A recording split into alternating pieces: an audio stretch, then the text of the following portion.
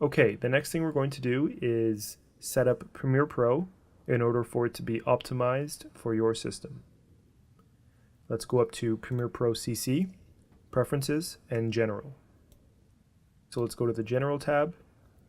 Inside the General tab, we have several different options that we can change. I've already optimized my setup, so I will show you which ones I've changed. I've changed timeline mouse scrolling from vertical to horizontal.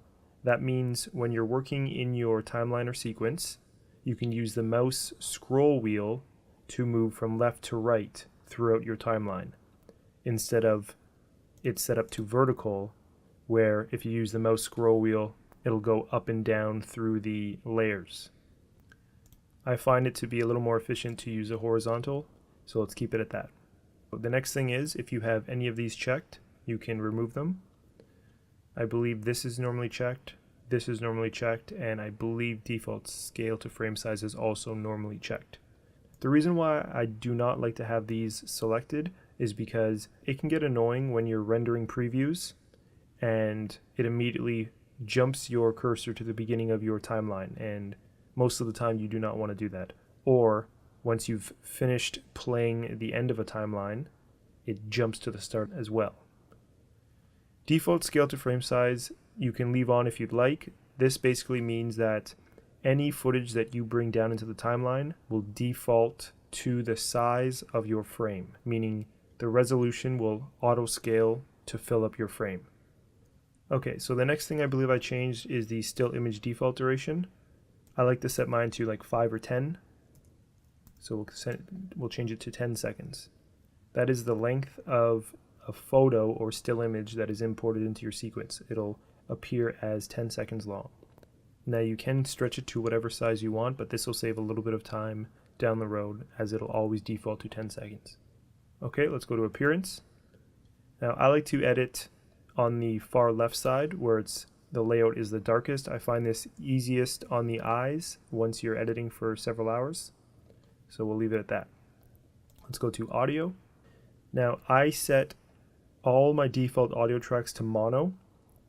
The reason being, sometimes you import audio from a camera into your timeline. Sometimes it's frustrating having to figure out how to separate the audio from the stereo track in order to get two separate channels. So this way, everything you bring in, even music, it'll show up as two different channels. Okay, and if you have any audio plugins that you prefer to work with from, let's say, Pro Tools or another audio program, you can find them in here, and then they will show up inside Premiere Pro to use. Okay, let's go to audio hardware. I don't think I change anything in this. I leave it as is. If your audio isn't working, then you can troubleshoot by going to the device class and changing the setting here if you have others.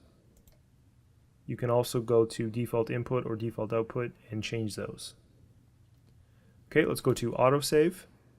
I highly recommend that you keep this checked and you increase the versions to 40 and reduce the automatically save every certain amount of minutes to 5.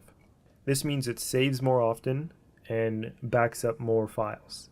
In an editing project, in a 5-minute period, you could probably do a few hundred clicks, and that is a lot of changes you've made to your project. So if more than 5 minutes goes by, you could be losing a lot of time if something were to, like your system crashes or the power goes out. So save more often, make more backups, and this is great. Okay, the next thing is our capture window. This is if you're capturing any footage from a tape. This will probably be removed at some point in the future as tapes aren't really used anymore, such as like mini DV tapes or HD tapes. Okay, control surface. Again, you don't need to worry about this. This is similar to this. Device control, same idea. Label colors. We can get into this a little later, but basically you can rename all of these and create custom, very vibrant colors to help you edit. Let's go to label defaults. I would keep this the same. When you change the names here, those will auto update. Okay, let's go to media. In here, we have a thing called media cache files. Those are temporary files that Premiere automatically creates and stores in this location. You can change it if you'd like. And what they do is they help Premiere Pro play back more efficiently by saving temporary files called cache files. If you'd like to save your temporary files beside the originals, check this box. However, I don't think that makes much sense, so I keep it unchecked. Media cache database. So this is where it is saved. From time to time, I would highly recommend cleaning this up, as they are temporary files, and the next time you open your project, if you did clean it, it'll just create them again. So if you know you've finished a project or several projects and you won't be opening them anytime soon, then I would highly suggest cleaning them, because it will free up space on your hard drive, and these files do get pretty large. So let's clean now.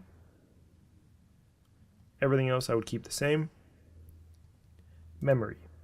Now this is your RAM, your random access memory, installed on your computer. So on my Mac Pro, I have 26 gigabytes installed.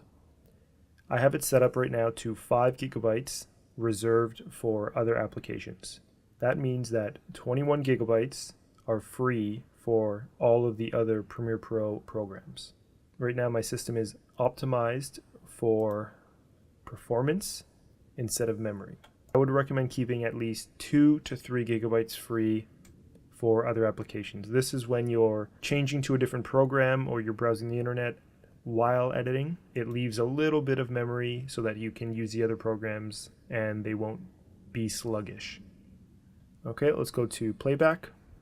In here, if you have external monitors set up, you can set it to automatically default the playback to that monitor, and it'll be full screen. A lot of professional editing places set it up like that to their color correcting monitor. Okay, we don't need to worry about sync settings or the titler or trim. Okay, so that is all of the options we have in our preferences window inside Premiere Pro. Let's go to OK.